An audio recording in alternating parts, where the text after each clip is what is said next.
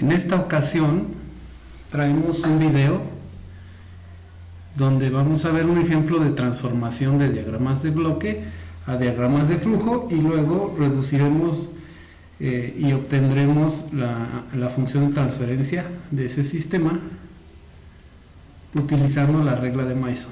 Yo soy Mario Jiménez, vamos a empezar. Ok, vamos entonces a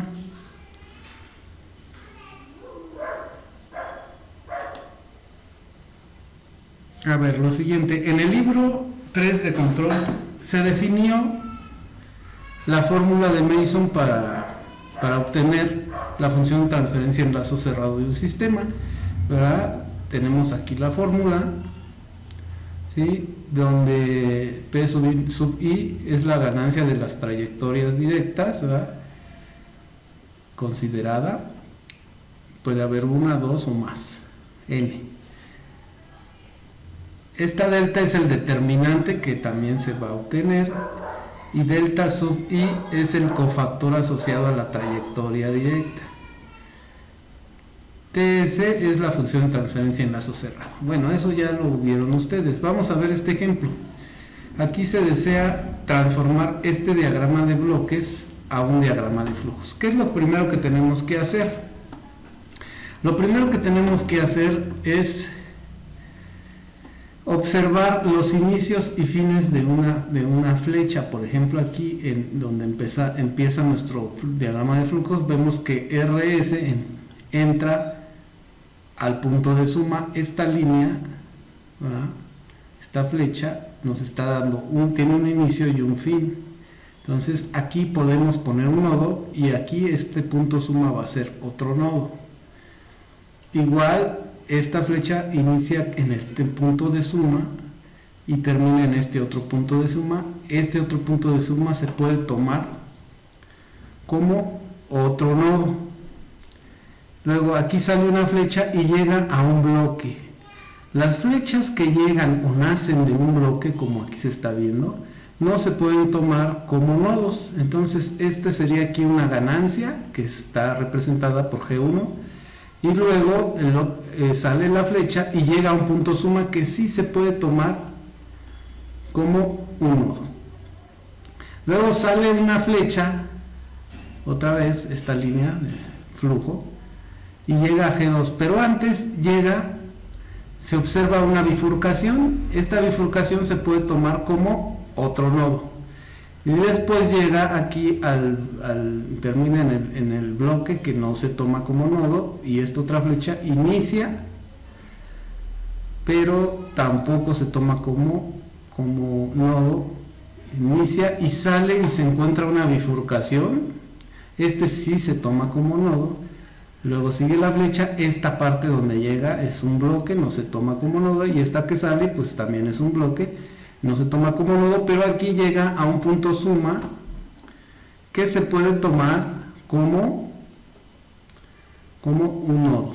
De aquí sale la flecha y se encuentra una bifurcación, esta se toma como otro nodo, y finalmente termina la flecha aquí en CS y se puede tomar como otro nodo. En total tenemos, los marcamos, 1, 2, 3, 4, 5, 6, 7, 8 y 9 nodos. Entonces, ¿qué vamos a hacer ahora que ya los determinamos? Vamos a tirar una línea con 9 nodos de la siguiente forma. Tiramos la línea y los unimos a 9 nodos, así como está. Empezamos con RS y terminamos en la salida CS. Tenemos los 9 nodos como los identificamos en el diagrama de bloques. ¿Sí? Ahora, ya que tenemos los nodos, pues vemos los sentidos del flujo de la señal, pues todos van hacia allá. Les vamos a acomodar su flujo. Les ponemos su flujo con esta flecha a cada uno de las líneas de flujo. El segundo paso es identificar las funciones de transferencia de cada línea de flujo. Esta, cada una tiene un flujo. Vemos aquí que de aquí, de este nodo a este otro nodo, del nodo 1 al nodo 2, tenemos una función de transferencia unitaria. Entonces se le va a poner entre el nodo 1 y nodo 2 es 1. Después, entre el nodo 2 y el nodo 3, pues también nada más tenemos la flecha, y esto quiere decir que tiene una función de transferencia unitaria. Entonces le ponemos 1 entre 2 y 3. Entre 3 y 4 vemos que aquí tenemos una función de transferencia llamada G1. Entonces entre 3 y 4 le ponemos G1. ¿Sí? Entre 3 y 4. Entre 4 y 5 vemos que es la flecha nada más. Tenemos entre 4 y 5 una función de transferencia de 1. Entre 5 y 6 vemos que se cruza una función o encontramos en el flujo una función de transferencia G2. Entonces, entre 5 y 6 tenemos la función de transferencia G2. Entre 6 y 7 tenemos una función de transferencia G3. Vemos, entre 6 y 7 ponemos la función de transferencia. Entre 7 y 8 vemos que hay una función de transferencia unitaria. ¿Sí? Y luego entre 8 y 9 ponemos una función de transferencia igualmente unitaria. Entonces ya tenemos en esta trayectoria todas las funciones de transferencia en cada uno de las líneas de flujo. ¿Sí? El siguiente paso es agregar los lazos, ¿verdad?, con sus respectivos sentidos. Los lazos que tiene este sistema, este diagrama de bloques, pues tenemos aquí uno que sale del nodo 5 y termina en el nodo 7, ¿verdad? ¿Lo ven? Empieza en el nodo 5, luego tiene una función de transferencia G4 y termina en el nodo 7. Entonces en el nodo 5 empieza y termina en el nodo 7 con una función de transferencia G4. Le ponemos su sentido, ¿verdad? La flechita de sentido va hacia la salida, ¿no? Tiene signo positivo, por eso se queda con signo positivo. Podemos ver, por ejemplo, este lazo que está llega al nodo 2 y sale del nodo 8. ¿Qué función de transferencia tiene? Pues tiene 1. Pero como está llegando al punto suma con el signo negativo, es negativo. Entonces vemos del punto 8, nos vamos al 2, tiene una función de transferencia de 1, pero es negativa, entonces es menos 1. Con este sentido, hacia la salida. Ese es 1. Aquí tenemos del punto 6 sale otro que tiene una función de transferencia H1 y llega al nodo 3. También es negativa. Entonces del nodo 6 sale un lazo y llega al nodo 3, pero la función de transferencia tiene signo negativo, es menos H1. El otro lazo que sale del nodo 8 y llega al nodo 4 tiene una función de transferencia H2, pero es negativa. Entonces del nodo 8 sale y llega al nodo 4 con una función de transferencia de menos H2. Entonces ya tenemos el diagrama de flujo completo, ahí queda. Así es como nosotros vamos a transformar un diagrama de flujo, un diagrama de bloques a diagrama de flujo. Ahora vamos a aplicar la fórmula de Mason. Primero, ¿qué tenemos que hacer? Bueno, para aplicarle la función de transferencia a la fórmula de Mason a este sistema, tenemos la primera parte que nos dice que tenemos que encontrar las trayectorias directas. Tenemos aquí una primera trayectoria, aquí la marcamos, P sub 1. Vamos así, del nodo 1 al nodo 2, del nodo 2 al nodo 3, del nodo 3 al nodo 4, del nodo 5 al nodo 7, brincamos de aquí a acá, luego del nodo 7 al nodo 8 y del nodo 8 al 9. Y esa es una trayectoria, le vamos a llamar P sub 1. La otra trayectoria pues es la trayectoria directa que va del nodo 1 al 2, al 3, al 4, al 5, al 6, al 7, al 8 y al 9. Esa sería la trayectoria 2. Son todas las trayectorias directas que tenemos. Entonces las ganancias de esas trayectorias sería para la trayectoria 1, P sub 1 sería G1 y G4. G1 por G4. Todas las demás son ganancias unitarias, por lo tanto nos queda G1 por G4. Para la trayectoria 2 tenemos G1, G2, G3 y nada más. Entonces P sub 2 sería G1, G2 y G3. Entonces ya tenemos las dos trayectorias de este diagrama de flujo. Ahora vamos a obtener, ¿verdad?, los ciclos, que es la siguiente cosa que hay que observar. Entonces vamos a ver cuántos ciclos hay. Así a primera vista vemos tres ciclos. El ciclo 1, que va del nodo 2 al nodo 3, al nodo 4, al nodo 5, al nodo 6, al nodo 7, al nodo 8 y regresa del 8 al 2. Sería el ciclo 1. Lo marqué aquí como L1.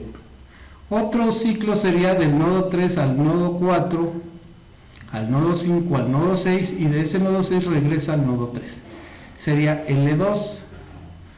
Y el otro ciclo empieza en el nodo 4, se va al nodo 5, al nodo 6, al nodo 7, al nodo 8 y regresa al nodo 4, ¿verdad? Este que está marcado de azul, este ciclo le llamamos L3. Las ganancias para el nodo 1, L1, como está multiplicado por un menos 1, la función de transferencia del lazo cerrado que viene aquí es menos 1, entonces nos queda menos G1, G2, G3, menos G1, G2. Para L2 tenemos G1, G2 por H1 negativo, entonces nos quedaría para L2 menos G1, G2, H1. Para el nodo 3, para el ciclo 3 tendríamos que empieza en el nodo 4, pasa al nodo 5, pasa al nodo 6, 7, 8 y regresa del 8 al 4 por medio de menos H, la retroalimentación menos H. Entonces nos quedaría L3 sería menos G2, G3 y H2. Esos serían los tres ciclos que se ven a simple vista. Todavía hay otros ciclos, por ejemplo el del nodo 2, nodo 3, nodo 4, nodo 5 y luego sube pasa al nodo 7 sin pasar por el nodo 6, ¿ah?, y se va al nodo 8 y regresa al nodo 2. Estos ya los identifiqué acá, son otros dos ciclos que se ven aquí. Del que les decía, le vamos a llamar ciclo 4, que va del nodo 2 al nodo 3, al nodo 4, al nodo 5, luego del 5 brinca al nodo 7, se va al nodo 8 y regresa por este ciclo negativo que es menos 1 al nodo 2. Entonces, ese sería el ciclo 4. Y hay otro ciclo, el ciclo 5. Vean que empieza en el nodo 4, se va al nodo 5, brinca del nodo 5 al nodo 7, se va al nodo 8 y regresa al nodo 4 por la retroalimentación menos H2. Sería el ciclo 5. Y sería G4, ¿verdad?, por menos H2, o sea, menos G4 por H2. Esas serían las ganancias de nuestros otros dos ciclos que encontramos. En total tenemos 5 ciclos, ¿verdad? En total tenemos 5 ciclos. Bueno, una vez que ya encontramos los ciclos, vamos a proceder a calcular el determinante. El determinante se definió en el libro 3 de control como delta es igual a 1 menos la suma de las ganancias de todos los ciclos, que en este caso son 5, más la suma de los productos de las ganancias de todas las combinaciones de dos ciclos que no se toquen. Si nosotros observamos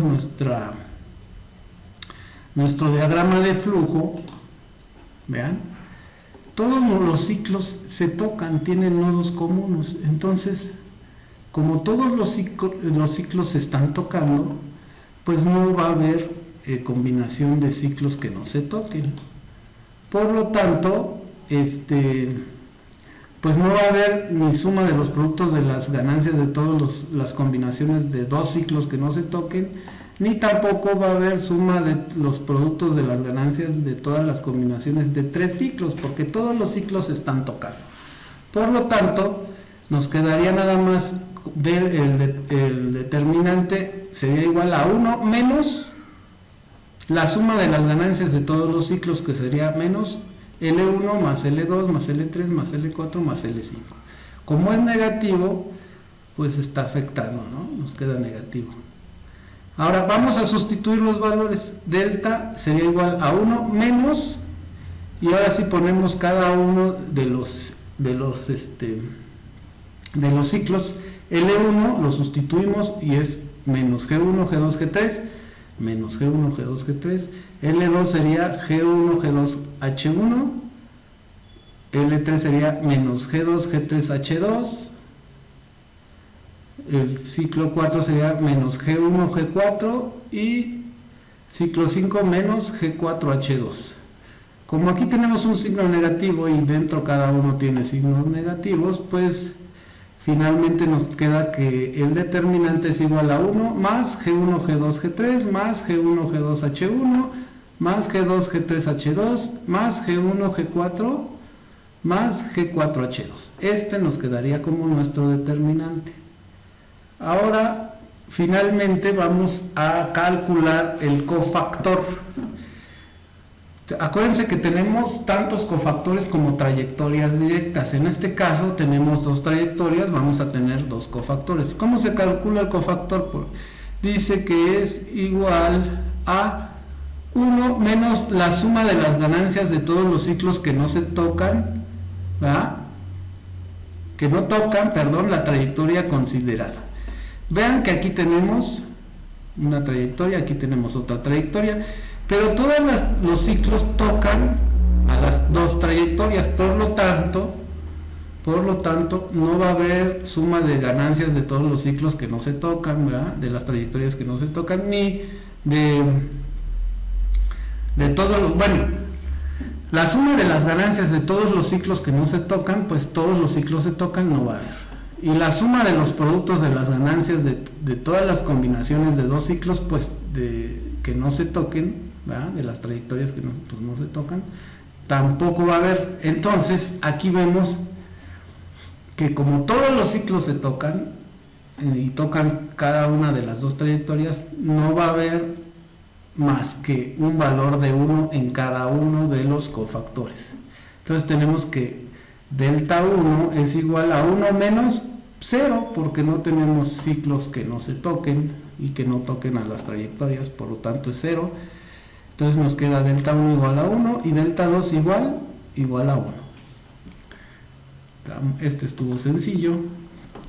El número 5, que es el último punto, se sustituyen los valores, ¿verdad? Aquí tenemos la fórmula de Mason, la función de transferencia en lazo cerrado sería la trayectoria 1 por el cofactor 1 más la trayectoria 2 por el cofactor 2, en nuestro caso nada más hay 2, sobre el determinante que ya habíamos obtenido, que es todo esto de aquí. Lo sustituimos, P sub 1, que sería G1, G4 por el cofactor 1, que sería 1, más la trayectoria 2, que es G1, G2, G3 por el cofactor 2, que es 1, sobre el determinante, que es 1 más G1, G2, G3 más G1, G2, H1 más G2, G3, H2 más G1, G4 más G4, H2. Lo ponemos abajo, multiplicamos esto, lo desarrollamos y nos queda que la función de transferencia en lazo cerrado de este sistema sería G1, G4 más G1, G2, G3 sobre 1 más G1, G2, G3 más G1, G3, H1 más G2, G3, H2 más G1, G3 más G4, H2. Y este es todo el procedimiento para obtener la función de transferencia de un diagrama de flujo utilizando la fórmula de Mason. Eso es todo, hasta la próxima.